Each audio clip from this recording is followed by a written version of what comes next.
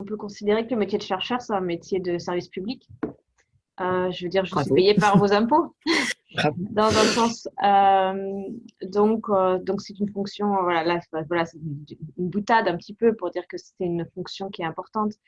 Mais pour moi, déjà, j'en tire un plaisir incroyable. C'est-à-dire que aller rencontrer le public, échanger ça et voir la lumière qui brille dans leurs yeux, je rigole un peu, mais c'est vrai. Enfin, je ressens vraiment, ça me nourrit beaucoup la fascination du public pour le genre de travaux que je fais ou que mes collègues font et que je transmets tout autant.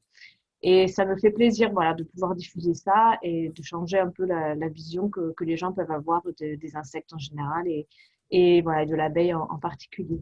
Donc ça, c'est toujours un vrai plaisir. Et puis, on se nourrit aussi des échanges, puisqu'on voit, voilà, les gens nous posent beaucoup de questions. Est-ce qu'elle sait faire ci? Est-ce qu'elle sait faire ça? Et pourquoi? Etc. Et donc, lorsqu'on n'a pas la réponse, ça peut aussi nous donner, voilà, des idées de choses à explorer un peu plus. Donc voilà, ça marche dans les deux sens. Bien sûr, on donne beaucoup, mais on reçoit aussi beaucoup par cet échange avec le public. Donc ça, c'est une première réponse. Et après, bien sûr, voilà, c'est vrai que pourquoi on fait ce métier, c'est voilà, bien sûr, je me fais beaucoup plaisir en le faisant parce que c'est amusant, tout simplement. Enfin, c'est amusant de se poser des questions, de voir comment on va faire pour y répondre. Voilà, on prend toujours cet exemple-là parce que c'est le plus simple, mais voilà, mais comment on fait pour savoir si une abeille sait compter? Et ben voilà, ça me pose beaucoup de questions pour réfléchir à comment faire, pour poser le protocole. On essaye, on voit comment elles réagissent, on adapte, etc. Et lorsqu'on a enfin la réponse, c'est vraiment très stimulant et excitant. Je crois que c'est le mot, c'est ça. C'est vraiment, voilà. Et ça, c'est toute la recherche en général, bien sûr, mais du coup, voilà, en particulier pour moi, la recherche de comportement animal, c'est une grande curiosité. Et voilà, c'est un métier qui est amusant au quotidien, même si bien sûr il y a énormément d'aspects très durs, puisque c'est aussi un métier très compétitif où il faut beaucoup travailler, beaucoup rédiger, etc. Enfin, c'est pas toujours Mm. simple. Là, je suis dans les demandes de financement et bon, j'ai envie de me pendre, mais ça va passer. Et donc voilà, du coup, c'est vrai que ça me paraît très important de transmettre voilà, ces découvertes, cette passion au grand public. Et voilà, bien sûr, les journalistes le font, hein, ils font un très grand travail. Il y a beaucoup de journalistes scientifiques qui vont aller chercher les publications scientifiques pour la transmettre. Et c'est de là où passe la majorité des informations, je dois dire. Mais voilà, on le fait aussi de notre côté, pour plus cette fois-ci. Enfin, c'est mon choix que j'ai fait, c'est-à-dire de vraiment expliquer la démarche. C'est ce que vous disiez tout à l'heure dans ma vidéo, mais voilà, c'est vrai qu'au-delà de juste donner la réponse, la Mm. connaissance que l'on a, j'aime beaucoup expliquer la démarche, expliquer le contexte aussi, expliquer à quel point on est influencé par notre environnement et notre culture lorsqu'on fait de la recherche. Enfin, voilà. En même temps, j'essaye de faire mieux comprendre ce que c'est qu'un scientifique et de la Mm. recherche en prenant l'abeille comme exemple. C'est vrai que Scarabeops, en fait, mon projet de thèse, donc c'était vraiment sur l'entomofaune ordinaire et se focaliser sur les scarabées de France. Donc je disais, il y a très peu d'espèces, enfin très peu d'espèces, il y a peu d'espèces.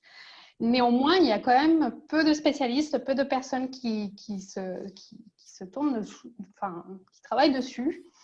Et l'idée était que, OK, on fait de la recherche, mais en parallèle, on va essayer de créer un portail dans lequel nous allons pouvoir transmettre d'autres informations. Alors, sur les projets de recherche, sans doute, mais pas que. L'idée, c'est de pouvoir débloquer les connaissances que nous, on a la chance d'avoir sur les scarabées, sur les bousiers, et de pouvoir les transmettre. Donc, Scarabeops est né comme ça. C'est un portail web aujourd'hui qu'on essaye d'alimenter comme on peut, dès qu'on a un peu de temps. Et au fur et à mesure, donc, j'ai pu intégrer aussi un observatoire. Donc, l'idée, c'est inviter les personnes qui voient des bousiers à transmettre des informations. L'idée, c'est d'investir un peu plus les publics dans la connaissance. Et cette vidéo, Hervé le Bousier, était une chance assez inouïe. Donc, c'était un cours de vulgarisation scientifique à la fac de Montpellier. Donc, portée par Frédéric Carcaillet, qui est quelqu'un qui, pareil, adore la vulgarisation. Donc, elle faisait ça avec des étudiants de master. Et elle a demandé à des chercheurs d'écrire un petit scénario. Et si les étudiants voulaient travailler sur le scénario, ben, on travaillait avec les étudiants pour la création du film, mais on pouvait ne pas, ne pas être sélectionné. Donc, j'avais tenté en me disant, bon, ben, on va essayer de parler de bousier hein, et de bouse et, et de déclin aussi, la problématique de déclin des bousiers, tous les traitements antiparasitaires qui touchent pas que les bousiers. En fait, c'est des traitements malheureusement qui ne ciblent pas le parasite, mais qui touchent un peu plusieurs invertébrés, dont les bousies. Et en fait, l'aventure a commencé comme ça. Il y a 4 filles géniales qui ont choisi le film. Et donc, moi, je travaillais plus sur l'aspect scientifique pour Hervé le Bousier. Et les filles ont fait tout ce stop motion avec un petit bousier qui est dans une prairie. Je n'en dis pas plus. La vidéo sera sans doute disponible. Mais c'est devenu un peu un porte-étendard de notre observatoire Scarabeops, qui était cette idée de pouvoir avoir un endroit dans lequel toutes nos connaissances de recherche pouvaient commencer à passer, des clés d'identification en ligne. Dès qu'on a fait une bibliographie, il me semble que j'ai, comme je suis assez passionnée des albums jeunesse, vous aurez compris, j'avais mis aussi quelques ouvrages, en fait, plus en termes de vulgarisation. Donc, tout ça, c'est Scarabeops pour moi. Mon travail, c'est de vulgariser pour un jeune public. Donc, la mission que je me donne, c'est d'essayer de récolter un maximum d'informations, quel que soit le sujet, de ratisser extrêmement large, même là où c'est parfois un peu difficile à comprendre. Donc, sur mon chemin, j'avais trouvé les travaux d'Aurore, par exemple, sur les abeilles qui comptent. Au passage, je m'étais félicitée qu'il y ait des jeunes femmes aussi intelligentes, aussi compétentes, qui s'emparent de tels sujets. J'avais trouvé ça merveilleux. En plus, qu'elles soient récompensées. Enfin, vraiment, je me souviens très, très bien que je m'étais réjouie à ce moment-là. Et donc, d'essayer de comprendre ce qu'elles mettent à notre portée, ou en tout cas, le résultat de leurs travaux, et de transmettre ce qui me paraît intéressant, passionnant, la substantifique moelle, celle qui, moi, me fait vraiment bicher, j'ai envie de le raconter. Et alors, j'ai appris au cours de mon métier, de mon travail, à me mettre de manière, on va dire, point de vue technique d'écriture, au niveau des enfants entre 8 et 12 ans. Voilà, ça a été un apprentissage un peu difficile, mais bon, c'est une technique que je maîtrise à peu près maintenant. Et donc, voilà, avec cette matière, dont évidemment, dans laquelle je suis obligée de faire un choix absolument drastique et cruel tout du long, je prends ce qui me paraît le plus intéressant, ce qu'il faut vraiment avoir en main pour pouvoir comprendre le sujet, et j'essaye de l'expliquer simplement pour que des enfants puissent le comprendre, dans des textes très courts.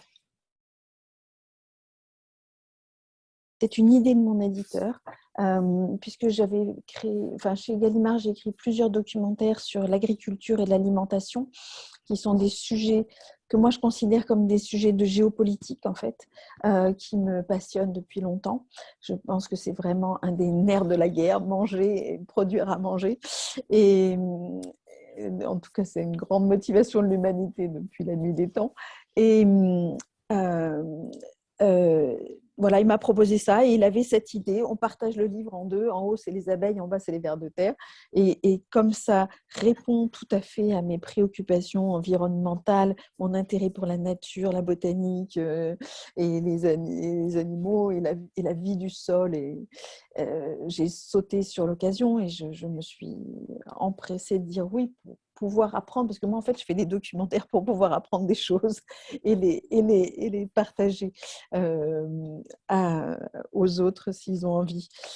Et voilà, mais en écoutant Camilla et Aurore, je me fais un reproche que je me suis déjà fait, j'aurais envie de rajouter des choses.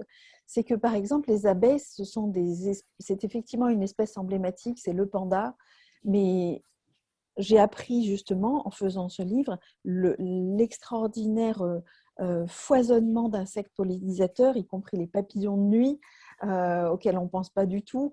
Et je me dis que c'est trop focus sur les abeilles. En fait, les abeilles, voilà, c'est le panda. Mais autour, en fait, il y a 80% des pollinisations qui se font hors abeilles, qui se font par les abeilles sauvages. Et alors, comme on ne voit que ce qu'on connaît déjà, et moi maintenant que je les connais, ou je les ai un petit peu identifiées, je vois les abeilles sauvages de mon jardin, ce que je ne voyais pas avant. Et c'est fou comme on est aveugle à ce qu'on nous a pas montré. Et c'est pour ça que le travail des scientifiques est tellement important qu'il y ait des spécialistes de petits coléoptères, machin, parce que sinon, on ne le verra pas si on ne sait pas qu'il existe. J'ai fait un espèce de croquis qu'on appelle un monstre, pour le coup. Et donc, j'avais dans ma structure de texte divisé le texte en petits pavés qui devaient être justement de manière à picorer, mais tout en gardant une unité de thème. Donc, en fait, mes thèmes, c'est naître, grandir, habiter quelque part, manger, être mangé, se déplacer. Et là, dans ce cadre de jeu, j'offre des petits textes à lire qui sont en cohérence les uns avec les autres, mais qu'on peut aussi lire de manière indépendante. C'est ça les règles du jeu que je m'étais fixées.